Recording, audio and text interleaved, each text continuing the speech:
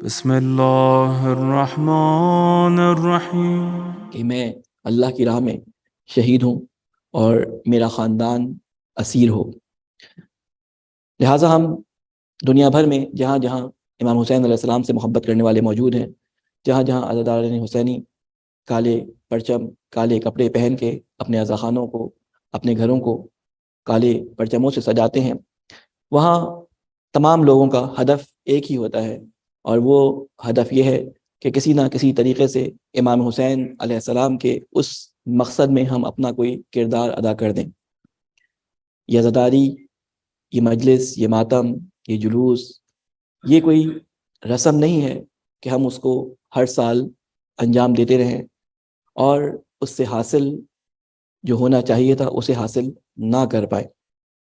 لیکن کچھ عرصے سے اس طرح ہماری نظروں میں دیکھا جا رہا ہے، ہم دیکھ سکتے ہیں، ہمارے بزرگان اس بات کے شاہد ہوں گے کہ وہ اثرات، وہ چیزیں جو پرانے زمانے میں ہمارے ماں باپ جب ہمیں ہاتھ پکڑ کے مجلس میں لے جایا کرتے تھے، اور جب مجلس سے واپسی پہ گھر آتے تھے تو والد یا والدہ یہ پوچھا کرتی تھی کہ آج مجلس میں تم نے کیا سمجھا، کیا سنا۔ وہ رجحان ذرا کم ہو گیا، اور اس کی وجہ سے ہوا یہ کہ ہمارے نوجوانوں میں نسبتاً کم وہ چیزیں زیادہ اجاگر ہو سکیں کہ جن کو ان میں اجاگر ہونا چاہیے تھا، کیونکہ اصل جو سپاہی ہیں، اصل جن کو اگلے مقابلے میں آنا ہے، وہ یہی نوجوان نسل ہے۔ بزرگان اپنی نوجوانی میں اپنا حق اور کردار ادا کر کے اب اس منزل پہ ہیں کہ وہ ان کی رہنمائی کریں۔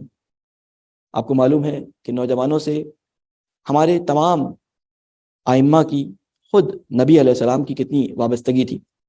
رسول خدا صلی اللہ علیہ وسلم کی اگر سیرت پہ آپ نگاہ دوڑائیں تو آپ نے اپنے دوران، اپنی نبوت کے پہلے ابتدا میں ہی جو اپنا وصی قرار دیا، وہ ایک 10 سال کے ایک بچے کو قرار دیا۔ نوجوان علی بالکل 10 سال 12 سال کے بچے ہیں۔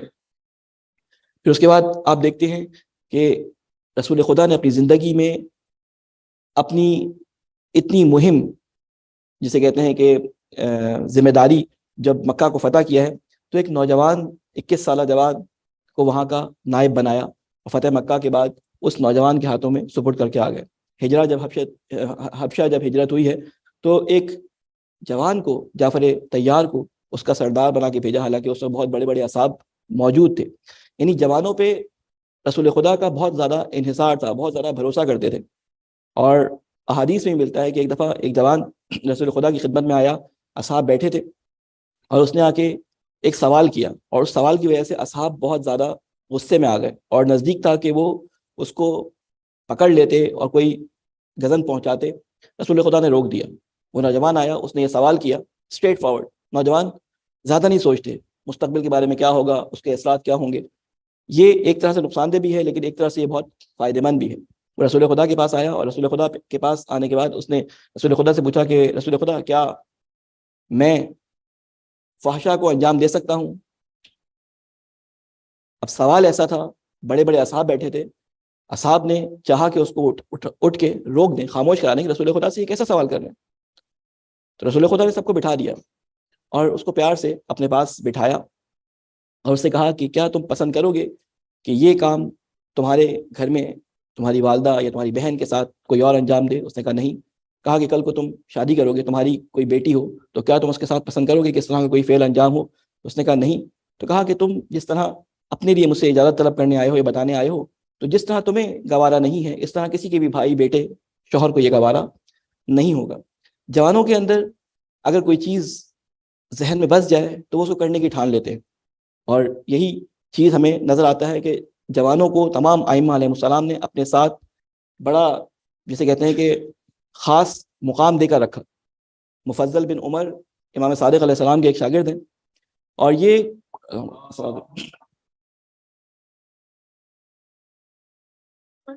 یہ کوفہ میں امام کی طرف سے متعین ہے کہ وہاں پر لوگوں کو تبلیغ کریں۔ امام کے وکیل بھی ہیں، امام کی طرف سے احکامات اور امام کی طرف سے جو مختلف وجوہات دینے کا انہی کے پاس اختیار ہے۔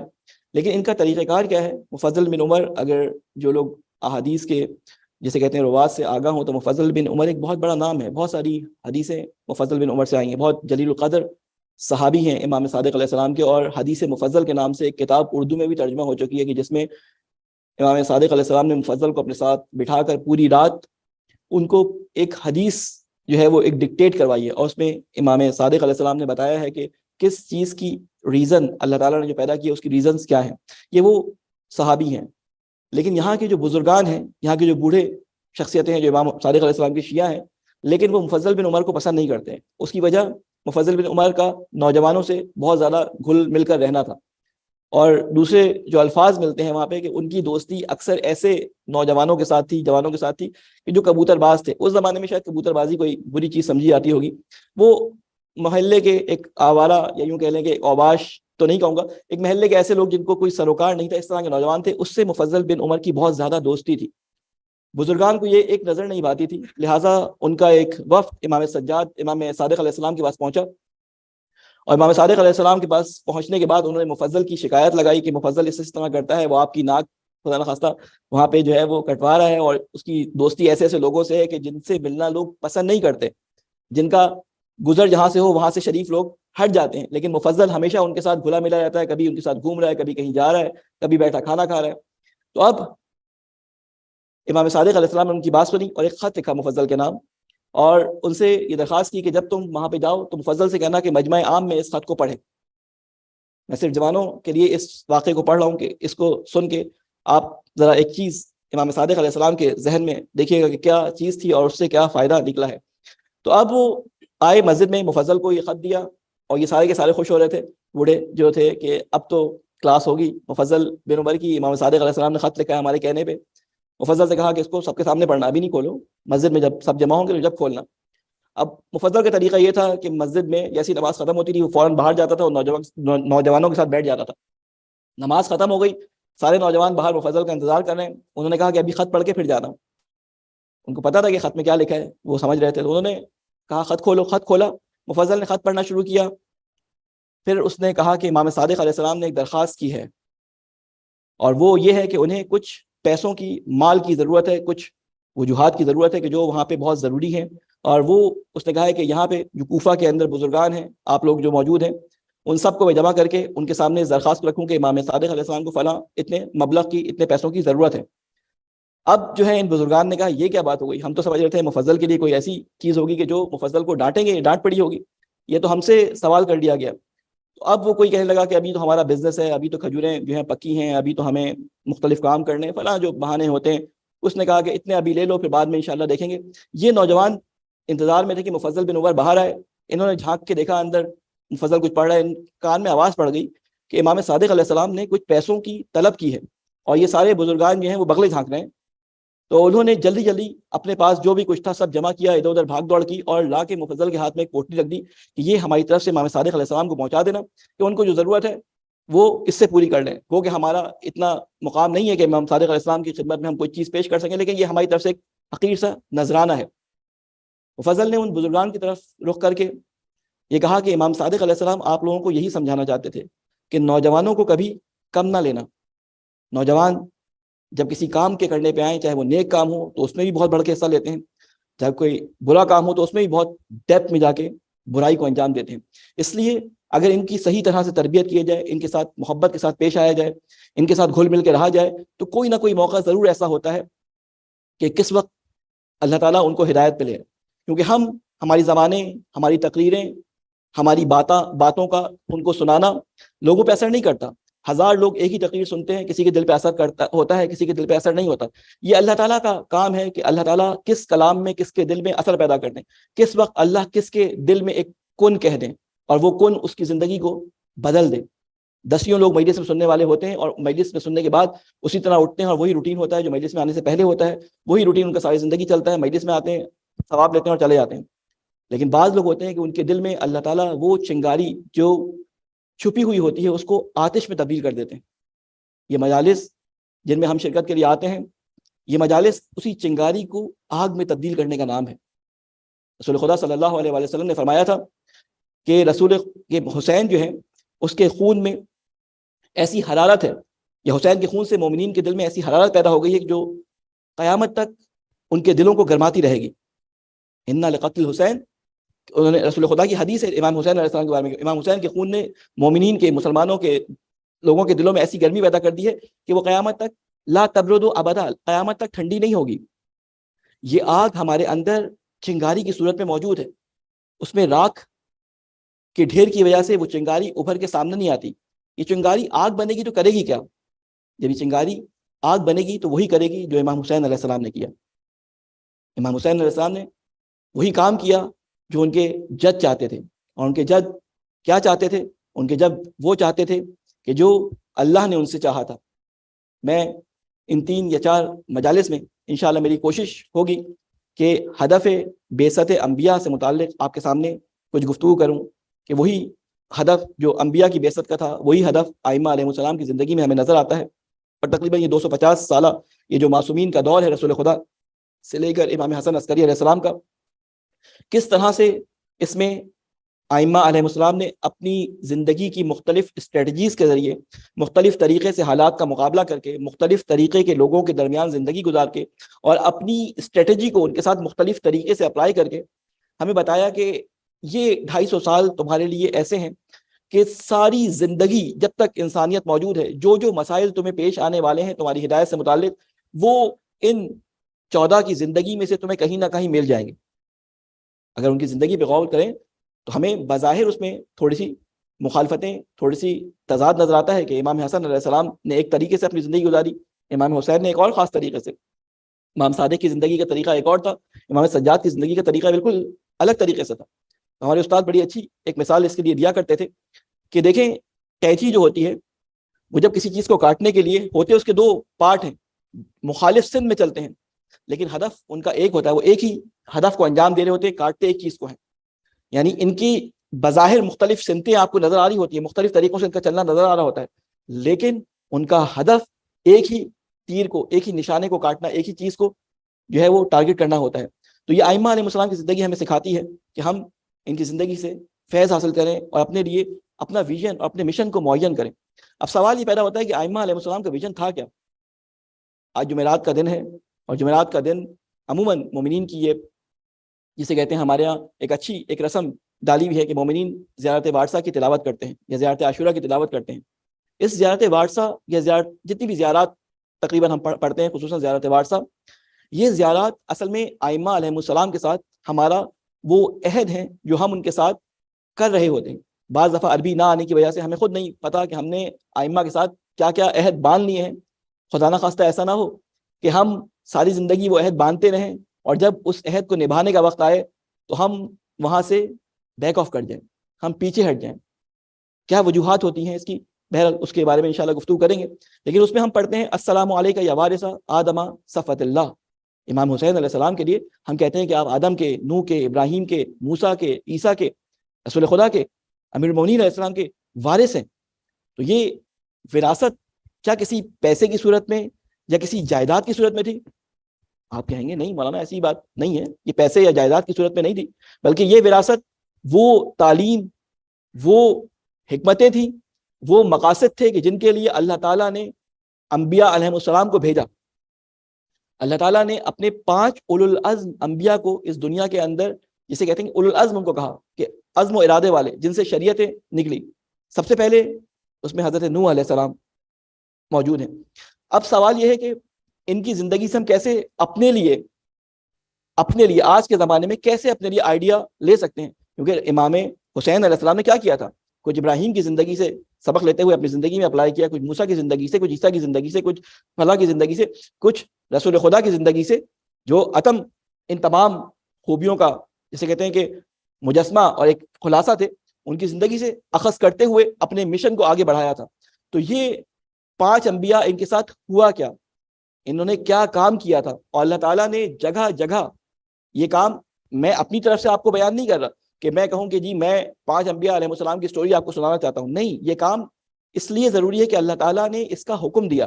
اور وہ حکم کیا دیا کہ جو رسول خدا صلی اللہ علیہ وآلہ وسلم پہ سخت وقت آتا، ایک صلوات بھیجیں محمد والے محمد پہ.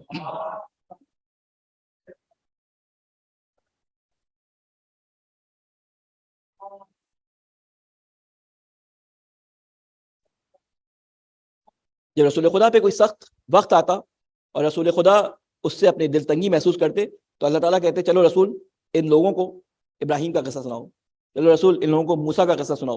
یہ قصے کیوں اللہ تعالیٰ سنا رہا تھا؟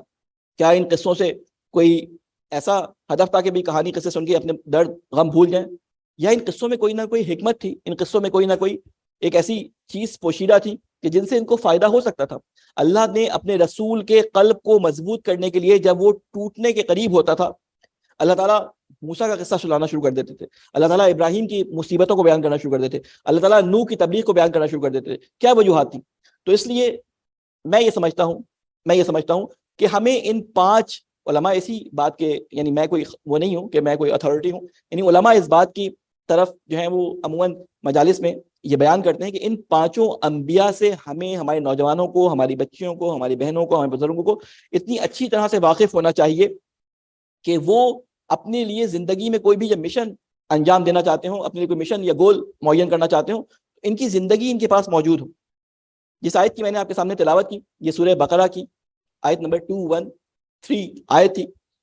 اس میں اللہ تعالیٰ نے تمام اس کانسیپٹ کو بند کر دیا ہے کہ کیوں اس نے انبیاء کو بھیجا ہے۔ بہت سارے اہداف انبیاء کے بیان کیے ہیں، بہت سارے ریزنز بتائے ہیں کہ انبیاء کس لیے آئے ہیں، لیکن اس آیت کے اندر کلی طور پہ بیان کیا گیا ہے۔ آیت میں اللہ تعالیٰ کیا ارشاد فرماتا ہے، میں آیت کا پہلے ترجمہ کر دیتا ہوں اور پھر اس کے بعد اس کے حصے مختلف آپ کے سامنے بیان کر دوں گا۔ اللہ تعالیٰ فرماتا ہے کان الناس امۃ واحدہ، تمام لوگ جو تھے وہ ایک امت تھے۔ فبعث اللہ النبیین، پھر اللہ نے مبعوث کیے ان کے درمیان انبیاء، مبشرین و منذرین، وہ ان کو خوشخبری دیتے تھے اور ان کو آگاہ کرتے تھے۔ وانزل معهم الکتاب بالحق، اور ان کے ساتھ نازل کی کتاب، ان تمام انبیاء کے ساتھ کتابوں کو نازل کیا، بالحق، حق کے ساتھ، لیحکم بین الناس فیما اختلفوا فیہ، تاکہ وہ فیصلہ کریں لوگوں کے درمیان اس چیز کے بارے میں جس میں یہ لوگ آپس میں اختلاف کرتے تھے۔ یہ تو اس کا سادہ سا ترجمہ ہے، جو آپ اس کے قرآن مجید کے کسی بھی ترجمے کو اٹھا کے دیکھیں تو یہ آپ کو ترجمہ مل جائے گا۔ اب ہم اس آیت کو ذرا بریک کرتے ہیں۔ جو لوگ پہلے میری مجالس سن چکے ہیں میں ان سے دوبارہ ایک دفعہ یاد دہانی کر رہا ہوں کہ مجالس سے میری کوشش یہ ہوتی ہے کہ میں زیادہ سے زیادہ قرآنی آیات یا روایات سے استفادہ کروں، بیشتر قرآنی آیات، اور پھر ان کے اندر جو نکات چھپے ہوئے ہیں ان سے یا ان کی ڈیپتھ میں جانے کی کوشش کروں۔ وہ جو اللہ تعالیٰ نے فرمایا ہے نا کہ اس قرآن میں غور و فکر اور تدبر کرو، تو غور و فکر اور تدبر یہی ہوتا ہے کہ آپ آیت کو پڑھ کر اس سے ایسی نہ گزر جائیں، اس کے اندر جو چھپے ہوئے مطالب ہیں، ان کے اندر جو ان بٹوین دا لائن مطالب موجود ہیں، ان مطالب کو سمجھیں۔ اور جب مختلف آیات کو آپ پڑھ لیں اور آپ کی نظر میں قرآن کا ایک کلی خاکہ موجود ہو، تو یہ بالکل ان ایلیمنٹس کی طرح ہے۔ جو لوگ کیمسٹری پڑھے ہیں ان کو یہ معلوم ہے کہ ایلیمنٹس مختلف اپنی خصوصیت رکھتے ہیں، اپنی خاصیتیں رکھتے ہیں، کسی کی کوئی ویلنسی ہے، کسی کے کچھ ہے، لیکن یہ ایلیمنٹس جو آپس میں ایک دوسرے کے ساتھ ملتے ہیں تو ان کے ریئیکشنز مختلف ہوتے ہیں اور ایک الگ چیز پروڈیوس ہوتی ہے۔ سے سمجھانے کے لیے مثال عموماً میں دیتا ہوں کہ قرآن مجید کی آیتیں، یہ جو تدبر ہمیں کہا جاتا ہے کہ قرآن مجید کی آیات پہ تدبر اور تفکر کرو، اس کا مطلب یہ نہیں ہوتا کہ ہم اس کو غور سے گھور کے دیکھنا شروع کر دیں کہ اس کے الفاظ کالے رنگ سے لکھے ہوئے ہیں یا اس کا حاشیہ ایسا ہے۔ نہیں، غور و فکر اور تدبر کا مطلب یہ ہوتا ہے کہ ہم ان آیات کو سب سے پہلے تو سمجھیں کہ یہ کہہ کیا رہی ہیں، یہ اللہ کا کلام ہے، یقیناً حکمت سے خالی نہیں ہے، اور پھر ان آیات کو دوسری آیات کے ساتھ ملا کر نتائج لیں۔ اسی طرح جیسے کہ کیمیکل مختلف طریقوں سے ملنے کے بعد مختلف ہیٹ اور مختلف جسے کہتے ہیں ویلنسیز کے ساتھ آپس میں ملتے ہیں تو ایک الگ چیز پروڈیوس کرتے ہیں۔ یہ آیات بھی جب ایک دوسرے کے ساتھ مختلف طریقوں سے ملتی ہیں، مختلف سیاق و سباق کے ساتھ ان کو آپس میں ملایا جاتا ہے، تو ان سے بہت سارے نتائج اخذ کیے جاتے ہیں، اور وہ نتائج ہوتے ہیں کہ جو ہمیں زندگی گزارنے کا سبق سکھاتے ہیں۔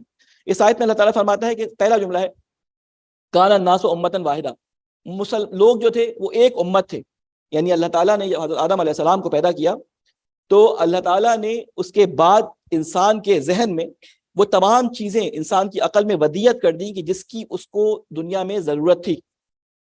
یعنی انسان، اللہ تعالیٰ نے جو اپنے لیے حکمت عملی رکھی، اپنے لیے جو پالیسی بنائی انسان کی پیدائش میں، یہ بنائی کہ انسان کو جب دنیا میں بھیج رہا ہے تو اس کو خالی ہاتھ نہیں بھیجے گا۔ وہ سارے ہتھیار جو انسان کو اس دنیا میں زندگی گزارنے کے لیے ضروری ہیں، وہ سارے ہتھیار اس کی فطرت کے اندر رکھ دیے۔ ہتھیار سے مراد وہ ساری ٹیکنیکس، وہ سارے کے سارے مراحل جو ان مراحل کو اس دنیا کو انجام دینے کے لیے اس کو چاہیے تھے، وہ سارے کے سارے اس کی فطرت میں رکھ دیے۔ جب تک حضرت آدم علیہ السلام کے پاس نسل انسانی حضرت آدم علیہ السلام کی بتائی ہوئی باتوں پہ چلتی رہی اور وہ فطرت کے ساتھ ساتھ عمل کرتی رہی اور اپنی فطرت پہ کنٹرول کر کے اپنی زندگی گزارتی رہی، نبیوں کی ضرورت نہیں پڑی۔ حضرت آدم کسی شریعت کو لے کے نہیں آئے. حضرت آدم کا ایک ہی، جیسے حضرت آدم کا قرآن ایک ہی تھا، یعنی حضرت آدم کے پاس جو قرآن آیا تھا وہ ایک آیت کا قرآن تھا. وہ ابھی میں آپ کے سامنے بعد میں بیان کروں گا، حضرت آدم کی بات کروں گا.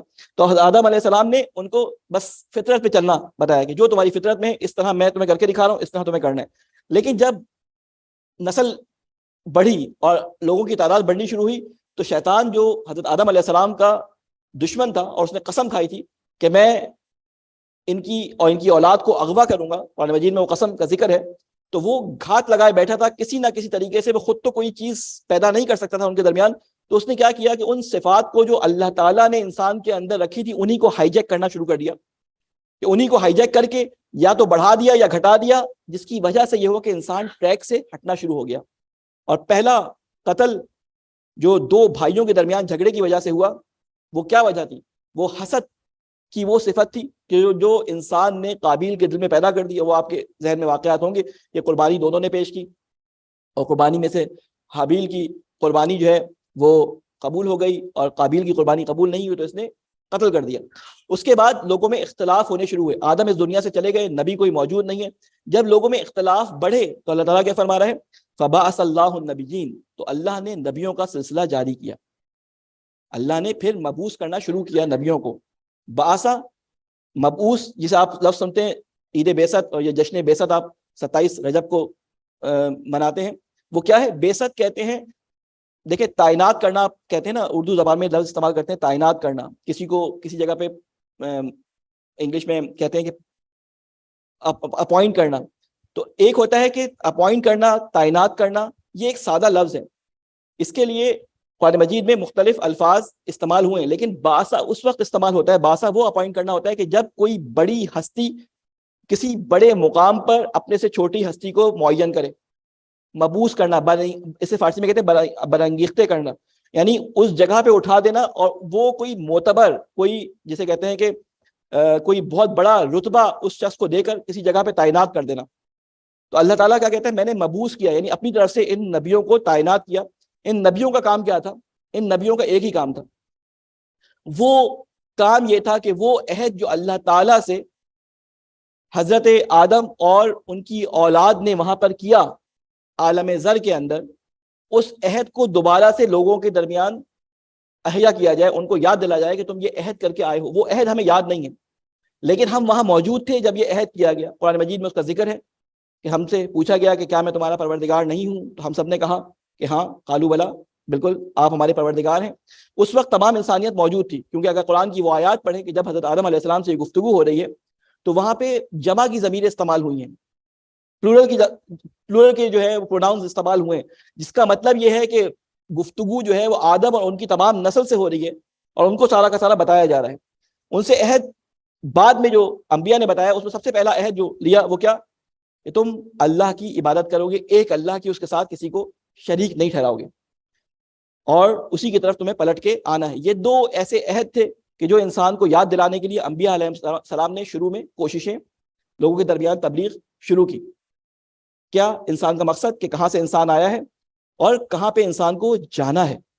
اب سوال یہ پیدا ہوتا ہے کہ یہ اللہ تعالیٰ نے کیا اس دنیا کے اندر ہمارے ذہنوں میں جو رکھا تھا کہ ہم اپنی تمام کی تمام جو ہے وہ چیزیں اپنے ذہن سے حاصل کر سکتے ہیں، تو کیا انبیاء علیہ السلام نے ہمیں بتائی ہیں وہ بات؟ کیا جو جملہ ایک بڑا مشہور ہمارے دینی طبقے کی طرف سے یہ بولا جاتا ہے کہ دین و دنیا کی ہدایت کا سامان اس انبیاء کے سلسلے میں یا اس قرآن میں یا انجیل میں یا توریت میں موجود ہے، کیا یہ بات صحیح ہے؟ ایک حد تک یہ بات صحیح ہے، لیکن اس میں جھول ہے، کیونکہ اللہ تعالیٰ نے فطرت کے اندر وہ تمام چیزیں انسان کو دے کر بھیجا کہ جس سے اس دنیا کے اندر آنے والی مصیبتوں سے مقابلہ، قوت تسخیر، حص جمالیات، اپنی مصیبتوں کو آسانی میں تبدیل کرنا، یہ تمام چیزیں انسان کے اندر موجود تھیں. اس کی مثال آپ کو نظر آتی ہے، وہ لوگ جو ان کتابوں کو نہیں مانتے وہ ہم سے زیادہ قوت تسخیر کے اندر تسخیر کر کے بیٹھے ہوئے اس کائنات کے اندر انسان اب مریخ پہ قدم رکھنے کی سوچ رہا ہے. تو اس کا مطلب ہے کہ وہ کتابیں، وہ صحیفے، انبیاء کی وہ تعلیم ٹھیک ہے کہ وہ دنیا میں بھی فائدہ پہنچاتی ہے، لیکن وہ اس لیے نہیں آئی تھی کہ ہمیں یہ بتائیں کہ کیسے تمہارا بزنس فائدہ مند ہوگا، کیسے تم مختلف طریقوں سے دنیا کے اندر ترقی کرو گے، کیسے تم اپنی مکانوں کی کنسٹرکشن کرو گے، کیسے تم اپنے تعلقات کو ایک دوسرے کے ساتھ ایک دوسرے سے اوپر کرو گے. یہ بھی چیزیں سائڈ میں بیان ہوئی ہیں, لیکن اصل ہدف اللہ تعالیٰ نے قرآن مجید میں مختلف کتابوں میں صحیفوں میں یہ بیان کیا کہ دیکھو تمہیں جو انیشیل پوائنٹ تھا اس کے بارے میں معلوم ہونا چاہیے, اور تمہیں جہاں جانا ہے وہاں پہ جانے کی تیاری تمہیں ان کتابوں کے اندر ان انبیاء کے ذریعے میسر آئے گی. تم دنیا میں جتنی بھی ترقی کر لو, جتنا بھی زیادہ سائنس میں آگے بڑھ جاؤ, جتنا بھی زیادہ اپنے جس کہتے ہیں حصے جمالیات کو استعمال کرتے ہوئے مختلف چیزوں کو جو ہے وہ ان کے حسن کو دریافت کر لو, چیزیں تسخیر کر لو, تم اسی دنیا کے حدود میں رہو گے. اپنی تمام ترقی کے بعد تمہارا دائرہ کار اس دنیا سے باہر قدم رکھنے پہ تمہیں قادر نہیں بنا سکتا. اس دنیا سے باہر کا جو منظر ہے, اس دنیا سے باہر جو ہونے والا ہے, اس کے بتانے کے لیے انبیاء علیہ السلام کا تمہارے درمیان میں نے طریقہ رائج کیا, ایک سلسلہ رائج کیا. ان انبیاء کا کام قرآن مجید میں مختلف طریقوں سے بتایا کہ وہ قرآن مجید سورہ جمعہ میں مختلف جگہوں پہ بتاتا ہے کہ ہم نے نبیوں کو اس لیے بھیجا کہ وہ حکمت, علم, پاکیزگی, طہارت, تمہارے درمیان تعلقات کو بہتر کرنا, ان کے بارے میں بتائے. تو اس کا مطلب ہمیں یہاں سے یہ سمجھ آتا ہے کہ قرآن مجید اور ان تعلیمات کا تمام کا ہدف ہمیں ہدایت دینا ہے آخرت کی طرف. یعنی یہ انسان, تمام مخلوقات, تمام کی تمام اللہ تعالیٰ کی طرف بڑھتی چلی جا رہی ہیں. تو ہمیں اگر اسی رو میں بہتے ہوئے جانا ہے تو ہم آسانی سے اللہ تعالیٰ تک پہنچ سکتے ہیں. لیکن جب ہم اس کی مخالفت کرتے ہیں تو ہمیں مزاحمت کا سامنا بھی کرنا پڑتا ہے, لیکن وہ دریا کا بہاؤ ہمیں اسی طرف لے کے جاتا ہے. جب ہم میں سے ہمارا کوئی عزیز اس دنیا سے جاتا ہے تو کیا کلمہ ہماری زبانوں سے جاری ہوتا ہے؟ انا للہ و انا الیہ راجعون. دیکھیں یہی دونوں چیزیں یہاں پہ بیان کی گئی ہیں کہ تمام چیزیں اللہ کے لیے ہیں, و انا الیہ راجعون, اور اسی کی طرف ہم پلٹائے جائیں گے. اب کوئی خود سے اس راستے پہ چل کر پلٹ جائے اور کوئی خود سے پلٹنا نہ چاہے تو قرآن مجید کیا کہتا ہے کہ ہم ماتھے کے بالوں سے پکڑ کر تمہیں جہنم میں لے آئیں گے. یعنی جو مخالفت کرنے کی کوشش کرے گا, راجعون تو اس کے لیے ہے ہی ہے, پلٹنا تو اس کے لیے ہے ہی ہے, لیکن اس کو کسی اور طریقے سے فرشتے پکڑ کے لے کے جائیں گے.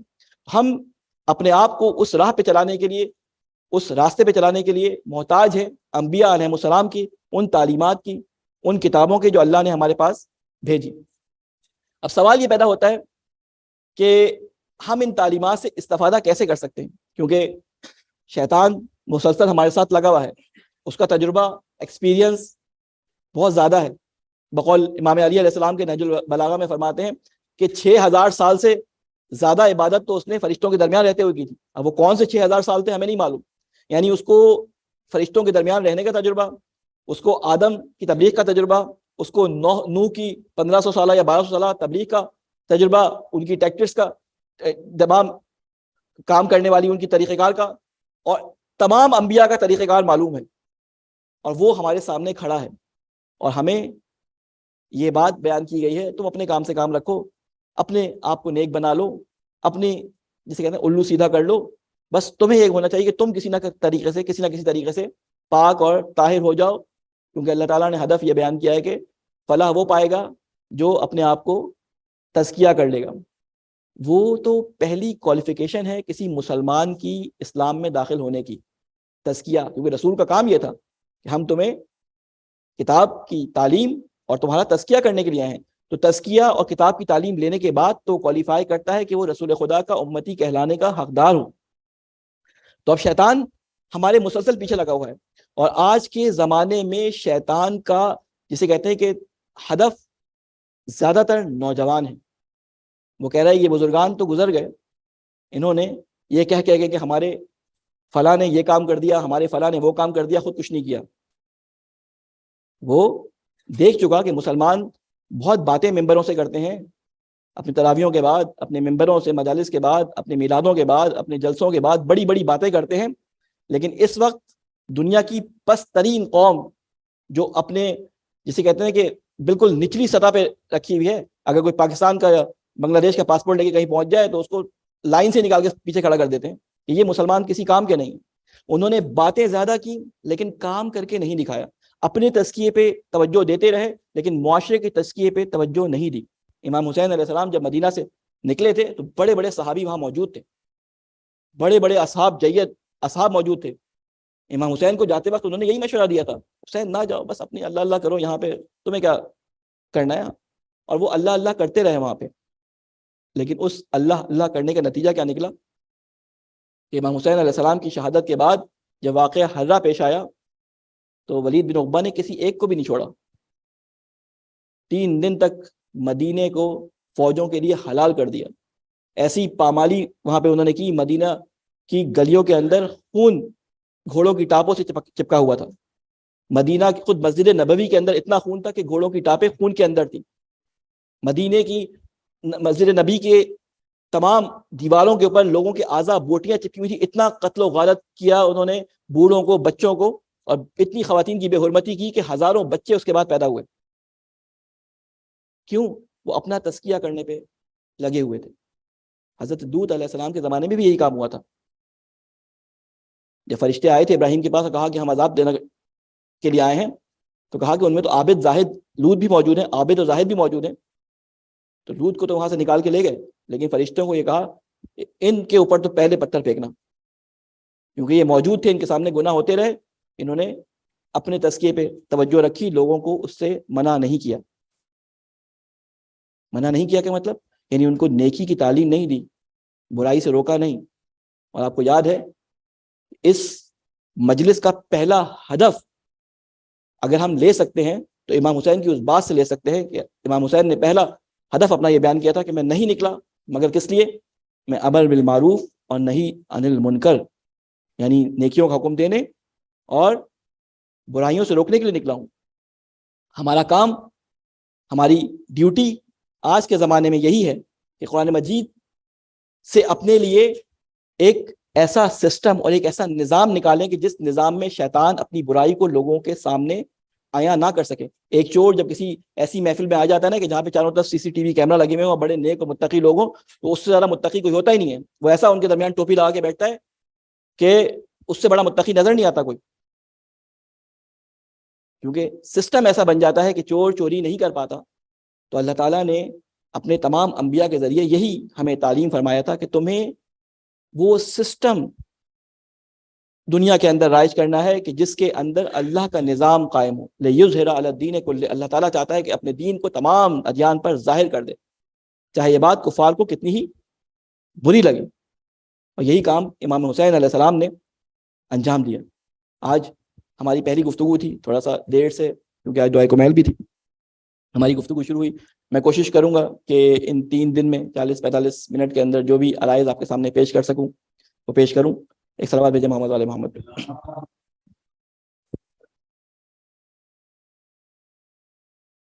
ایک اور صلوات بھیجیں محمد والے محمد.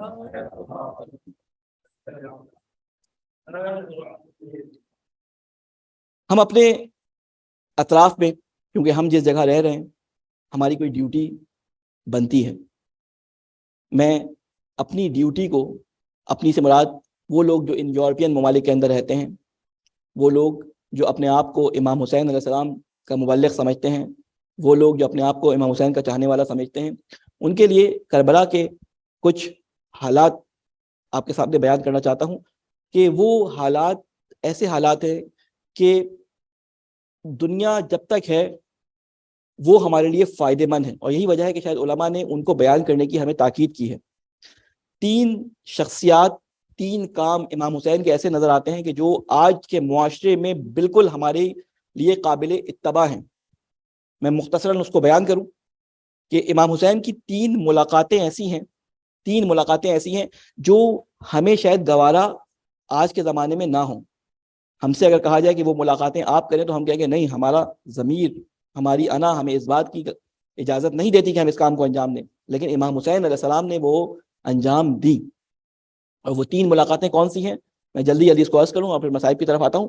وہ 3 ملاقاتیں، پہلی ملاقات ایک ایسے شخص کے ساتھ کہ جو آپ کا ہم عقیدہ نہیں ہے، مسلمان ہے لیکن بالکل الگ نظریات کا حامل ہے. دل آپس میں نہیں ملتا، ایک دوسرے کو اچھا، وہ کم از کم اچھا نہیں سمجھتا، اور وہ چاہتا ہے کہ امام حسین سے بچ کر رہے. کون ہے یہ شخصیت؟ حضرت زہیرقین کی شخصیت ہے. عثمانی شیعہ ہیں، عقیدے کے لحاظ سے امام حسین کے مخالف عقیدے کے ہیں، اس لحاظ سے کہ یعنی وہ ایک خلافت کے سلسلے کو ماننے والے، یہ امامت کے سلسلے پہ چلنے والے، کوشش ان کی مکہ سے نکلتے وقت یہی رہی کہ امام حسین سے ملاقات نہ ہو جائے، لیکن امام حسین علیہ السلام سے ملاقات ایسے موقع پہ ہو گئی کہ رات دیر ہو گئی تھی، ایک جگہ پہ ٹھکانہ ہوا اور امام حسین علیہ السلام نے زہیر کو بلوا لیا۔ میں تفصیل سے نہیں پڑھنا چاہتا۔ امام حسین نے جب زہیر کو بلوایا تو زہیر کے ساتھ ایک خاص کام کیا، تمام لوگوں کے ساتھ یہ کام نہیں کیا، لیکن زہیر جب آئے تو قاصد کو بھیج کے بلوایا، اور زہیر جب داخل ہوئے تو امام حسین نے ان کا ہاتھ پکڑ کے ان کو گلے سے لگایا اور خیمے کے باہر لے گئے، اور خیمے کے بعد باہر لے جانے کے بعد زہیر سے کہا کہ زہیر تمہیں یاد ہے، یہ دیکھیں جیسے دوستوں سے باتیں کی جاتی ہیں، زہیر تمہیں یاد ہے کہ ایک دفعہ بابا کے ساتھ تم جنگ سے واپس آ رہے تھے؟ اب دیکھیں کوئی مخالفت کی بات نہیں کی، بڑے پیار سے وہ بات یاد دلائی کہ جس میں زہیر کی اچھی یادیں وابستہ تھیں۔ زہیر تمہیں یاد ہے بابا کے ساتھ ایک دفعہ جنگ سے کسی واپس آ رہے تھے، جنگ صفین تھی یا کون سی جنگ تھی؟ تو اس مقام پر جب مال غنیمت تقسیم ہو رہا تھا تو سلمان نے تم کو مال غنیمت دینے کے بعد پوچھا تھا کہ زہیر اس مال غنیمت سے راضی ہو؟ تو تم نے کہا تھا ہاں۔ تو سلمان نے کہا تھا کہ اس جگہ پر تمہیں ایک بہت بڑا حصہ ملنے والا ہے، دنیا کا بھی اور آخرت کا بھی۔ زہیر نے کہا ہاں مجھے یاد ہے، سلمان نے مجھے کہا تھا۔ کہا زہیر یہ وہی جگہ ہے۔ زہیر کے دل میں وہ بات جب آئی، بس ایک چنگاری دبی ہوئی تھی، امام حسین نے اس چنگاری کو آگ میں تبدیل کر دیا۔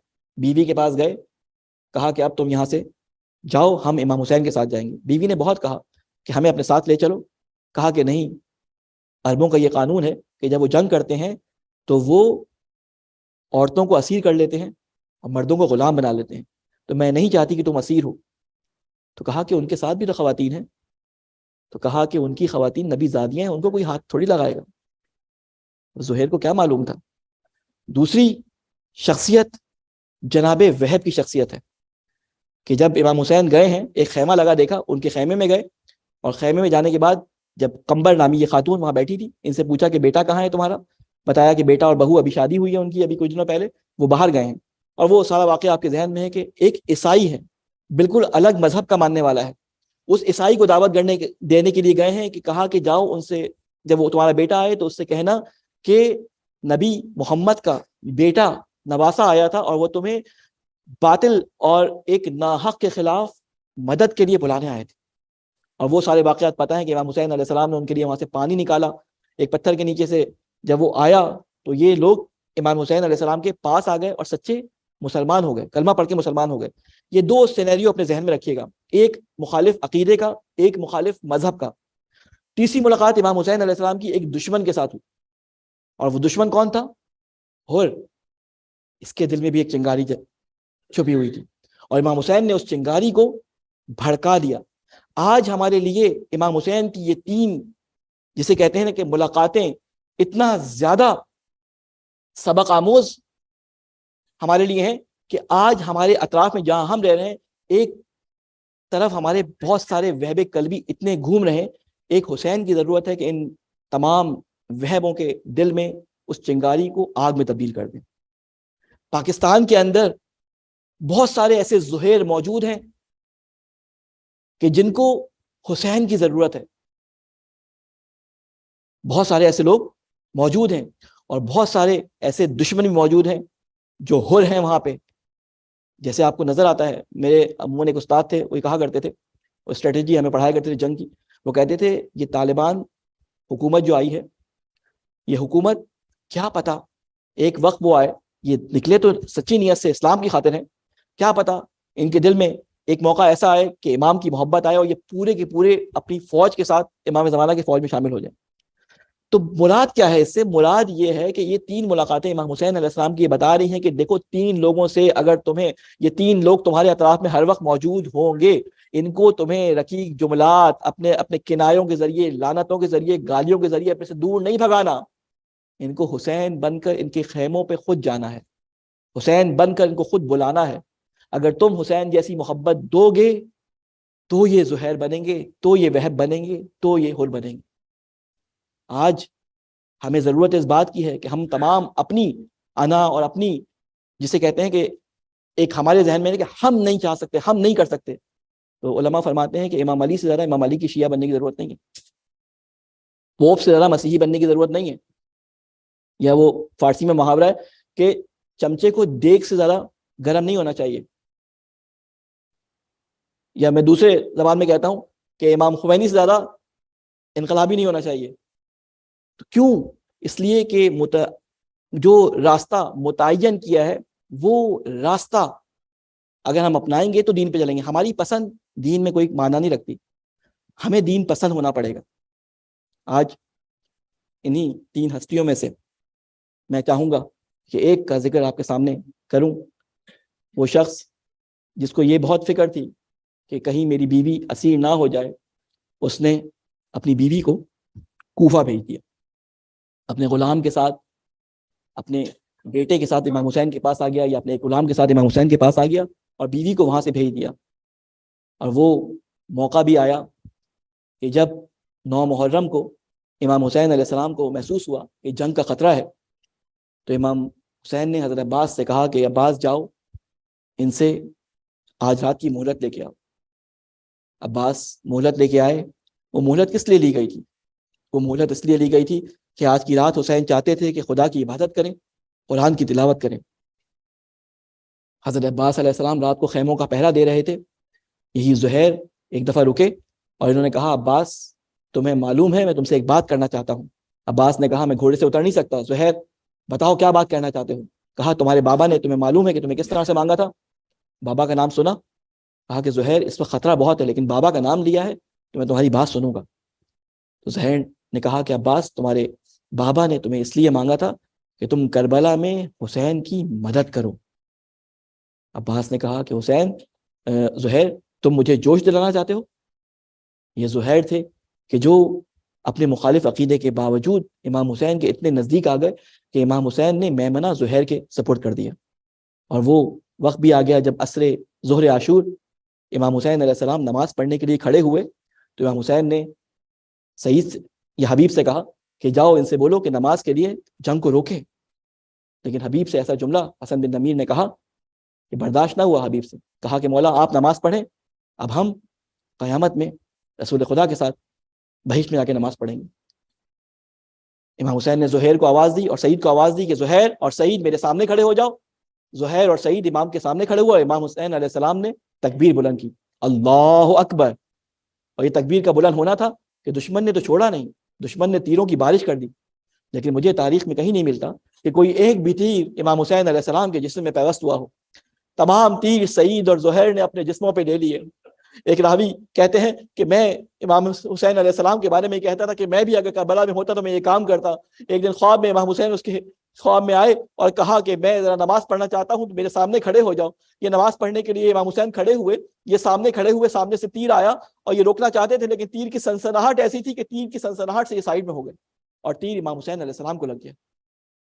اسی طرح دوسرا اور تیسرا تیر جب لگا تو اس نے امام حسین علیہ السلام کے سامنے معافی مانگ لی کہ امام مجھے معاف کر دے، میں یہ کام نہیں کر سکتا. تو امام نے اس سے کہا کہ دیکھو آج تو تم نے یہ کہہ دیا کہ تم کربلا میں ہوتے تو میرے اصحاب کے برابر ہوتے، میرے اصحاب سے کبھی مقابلہ نہ کرنا. امام حسین علیہ السلام نماز پڑھتے رہے. پتہ نہیں وہ کون سی قوت تھی جو زہیر اور سعید کو اپنے سامنے امام حسین کو کھڑا رکھنے پہ مجبور کیا ہوا تھا. امام حسین نے ادھر سلام پھیرا، ادھر زہیر گرے، ادھر سعید گرے. امام حسین علیہ السلام زہیر کے پاس پہنچے اور زہیر کا جو پہلا سوال تھا امام حسین علیہ السلام سے وہ یہ تھا کہ میں نے آپ کے ساتھ وفا کا عہد پورا کر دیا. امام حسین نے کہا ہاں زہیر تم نے وفا کا عہد پورا کر دیا. خیر یہ واقعہ گزر گیا. کربلا کے اندر تمام لوگ، تمام اصحاب، تمام جو ہے اہل بیت شہید ہو گئے. یہ قافلہ 11 محرم کو جب کوفہ کی طرف چلا ہے تو جب بیوی زہیر کی اس نے دیکھا کہ کربلا سے کاروان آ رہا ہے اور مختلف سر کاروان کے نیزے پہ موجود ہیں تو اس نے دور سے زہیر کے سر کو تلاش کرنا شروع کیا. جب اس سے دور سے زہیر کا سر نظر آیا تو اس نے اپنے غلام کو بلایا اور کہا دیکھ تو زہیر کا سر دیکھ رہا ہے. اللہ کے دربار میں دعا کی کہ اے اللہ تجھے تیرا شکریہ کہ تو نے زہیر کی قربانی کو قبول کر لیا. غلام کو بلایا، ایک کفن غلام کو دیا اور کہا زہیر کے پاس جا، اور ان کو تو کسی نے کفن نہ دیا ہوگا، ارے وہ تو رسول زادے تھے، وہ تو اہل بیت تھے، ان کو تو دفنا دیا ہوگا، تو زہیر کو کفن دے دے، لیکن میں تجھے معاف نہ کروں گی اگر تو نے کفن نہ دیا. میں تجھے آزاد کر دوں گی، تو کفن دے کے آئے گا. یہ کفن دینے کے لیے چلا کوفہ نزدیک تھا، کوفے سے کربلا نزدیک تھا. اب یہ کربلا گیا، اب جانے کے وقت یہ بی بی سوچ رہی ہے کہ اب یہ کربلا میں پہنچا ہوگا، اب یہ زہیر کے پاس پہنچا ہوگا، اب اس نے زہیر کی لاش دیکھ لی ہوگی. اب یہ اندازے لگا رہی تھی، کیا دیکھتی ہے کہ غلام دور سے آ رہا ہے. اس نے غلام کو آتے ہوئے دیکھا، چھت سے نیچے اتری، کیا دیکھتی ہے کہ غلام رو رہا ہے، ہاتھوں پہ کفن ہے. کہا کہ تو نے زہیر کو کفن نہ دیا، میں تجھے آزاد نہ کروں گی. کہا بی بی ہم یہ کام نہیں کر سکتے، ہمیں اس سے معاف رکھیں. کہا کیوں نہیں کر سکتا؟ کہا بی بی آپ نے ایک ہی تو کفن دیا تھا. جب میں کربلا کے میدان میں پہنچا، وہاں 72 لاشیں بے گھروں کفن تھے.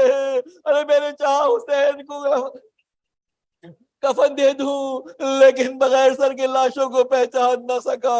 واہ حسینہ، واہ نبیہ، انا للہ و انا الیہ راجعون.